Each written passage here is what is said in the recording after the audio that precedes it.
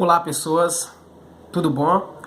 Vamos falar sobre um dos temas tabus da história da humanidade. Também por ser um tema tabu, faz com que inclusive gere uma carga muito grande, de preconceitos, gere uma carga muito grande de intolerância no mundo como um todo, mas no Brasil de forma específica. E nós vamos também aproveitar essa oportunidade para desfazer alguns estereótipos, algumas ideias que porventura surgem e que são falsas a respeito dessa temática. Portanto, o assunto de hoje é ateísmo. O que significa ateísmo? Há diferenças para ateísmo e agnosticismo, que foi motivo de 3 conversas nossas. Há sim uma grande diferença. Mas é comum, quando se fala sobre ateísmo, muitos reduzirem essa tarefa, essa discussão, a um mero conjunto de pessoas que simplesmente negam a existência de Deus. É uma ideia como um todo que não está errada, mas que, digamos assim, limita essa discussão e acaba por esgotar um assunto que não merece, não pode e também não deve ser esgotado. Aliás, nenhum tipo de assunto merece ser esgotado, porque há posições diferentes, há visões diferentes, e essas posições e essas visões precisam ser colocadas com muita lucidez.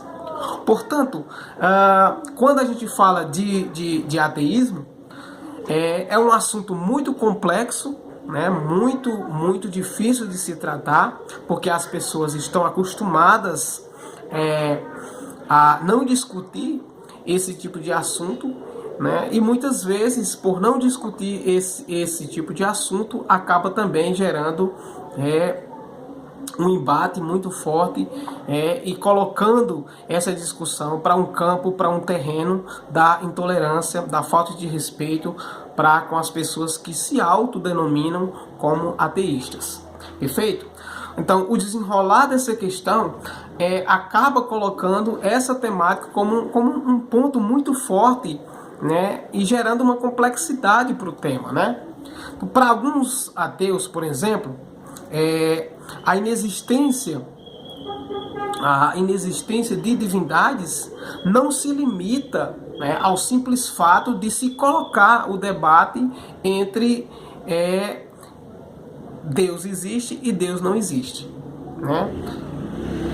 Então a primeira ideia falsa é essa: ateísmo não significa simplesmente colocar um ponto final, Deus não existe. Não, Então, a inexistência das divindades, ela não pode, da divindade ou das divindades, ela não pode se limitar à mera discussão, de que Deus existe ou deixe de existir, Mas sim, utilizando-se de argumentos racionais, utilizando de argumentos lógicos, muitas ateias defendem perfeitamente que seja possível, claro, por meio de argumentos lógicos, por meio de utilizando-se a racionalidades, comprovar a ideia de que Deus, ou a ideia de que os deuses não existem, e que, se não existindo, o mundo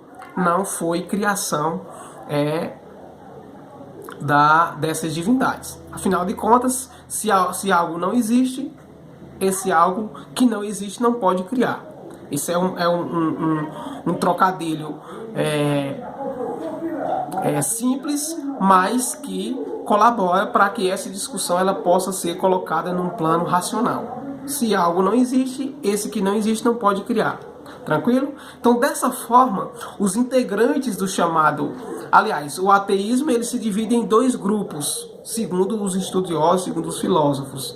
E quais são esses 2 grupos? Nós temos o ateísmo forte, e temos o ateísmo fraco. Quais são as principais características desses dois grupos? O ateísmo forte, ele abraça a ideia de que é preciso haver um diálogo que seja avesso à existência divina, ou seja, um diálogo que negue a existência divina e que comprove que Deus ou deuses não existem. E nós temos também, né, os ateus ou ateias fracas. Esse grupo, né, de pensadores, eles partem da questão de que é uma opção sua acreditar ou não na existência de Deus.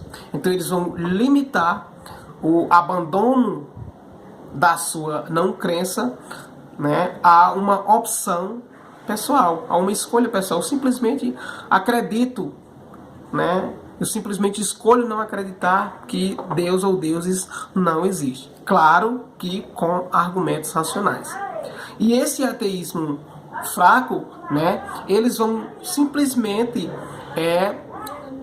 se disporem a não querer participar de debates, né, que envolvam essa questão de que há os partidários de que Deus existe e há os partidários de que deuses não existem. Então eles vão limitar a sua orientação filosófica, né, a uma escolha pessoal. Eu simplesmente escolho acreditar que Deus ou deuses não existem. Já os ateus, dos ateus fortes, eles vão bater muito forte nessa questão de que Deus ou deuses não existem, vão tentar comprovar de forma racional, com argumentos lógicos, utilizando do poder da ciência, para dizer que o seu posicionamento é